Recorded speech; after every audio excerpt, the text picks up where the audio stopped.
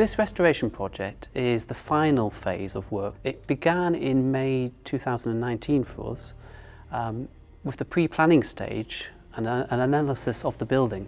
So we knew our scope of work was going to be the repair of the drum, the cornice to the drum, and the re-roofing of the sanctuary primarily. So they're the key elements. We knew that the structure of this building is a concrete frame. It's effectively a tunnel. As you look through the church, it is a barrel vault, which is a concrete shell. The drum itself is also entirely of concrete and extends up, but all of that concrete is concealed by cladding and brickwork. The only element of the structural in situ concrete which is exposed is the actual cornice to the drum, which is where we saw the major causes of decay. So we're stood at the door opening over the top of the sanctuary roof that takes you into the drum proper. And what you can see here is the superstructure to the concrete, in situ concrete frame to the drum itself.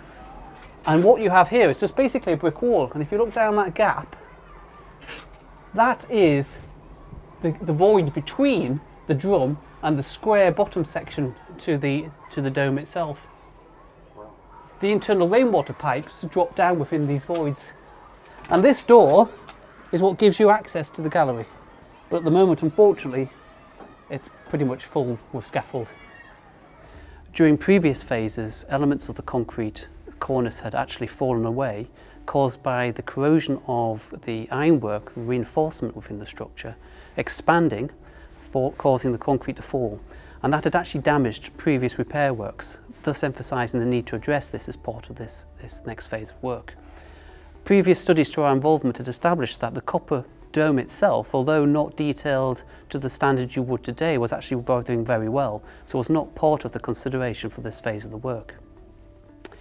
So one of the key steps we had to do was understand how to deal with this cornice, how to repair it and preserve it in what is a very harsh and exposed location, using materials we knew were obviously local and therefore probably included a lot of salts, chlorides, which actually exacerbates the decay of the ironwork within the structure as a consequence. But the cornice really was very much the focus of this project actually.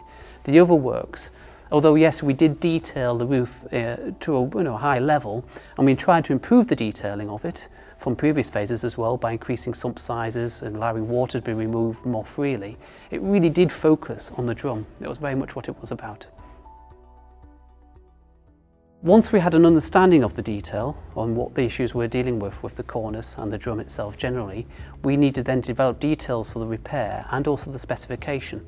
And working very closely with Bill Lawrenson, who was the structural engineer on the project, we looked at various options for concrete repair. We looked at Historic England's research that carried out on various methods of concrete repair where you match aggregates and the original concrete mix itself.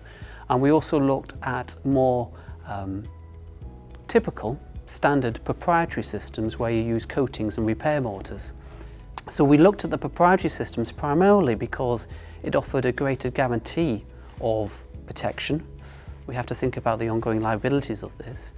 And indeed the level of exposure, the position of it, made it all the more critical to make sure we had that assurance, because of course being circa 30 metres up in the air, the last thing you wanted to do was have to revisit in the near future. So from that we developed a system working with the structural engineer that used a proprietary system whereby cathodic protection was provided to the remaining reinforcement structure within the cornice. It was treated and cleaned. Sections which entirely decayed away, and the hard sections had completely gone, were then reinstated so that we retained the integrity of that ring beam of that cornice, obviously which resists the force of the dome upon it. They were then protected with a priming paint before repair mortars were applied, and then finally a coating system was applied over the top of that. So you have almost a three-stage protection to it.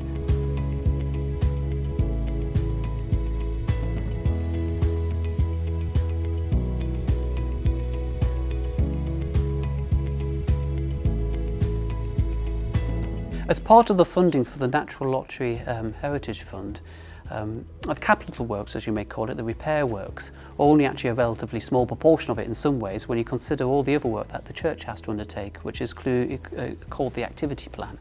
Now, unfortunately, because of the pandemic, a lot of that work hasn't been able to go forward, and thus actually the reason for this filming, because we've had to look at alternative ways of communicating what's occurred while people haven't been able to engage with the project as the works are underway. Obviously there's opportunities later for engagement, but they will not be quite the same form as they would have been if we'd been able to do it in tandem with the works itself. At this stage we're at quite a pivotal point in the project, in that the majority of the high-level repairs are now complete, so you can now see the cornice revealed from ground level, and we're very pleased with the outcome of that actually, because both the pointing and the repair works of the cornice harmonise very well with the church as a whole, so that's been quite successful.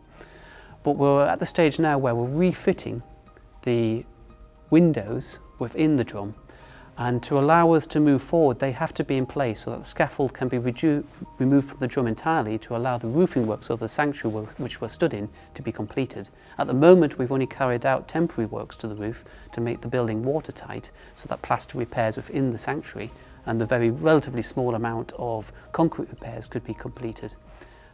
But ultimately that roof has to be renewed and can only be renewed once all of that scaffold is removed.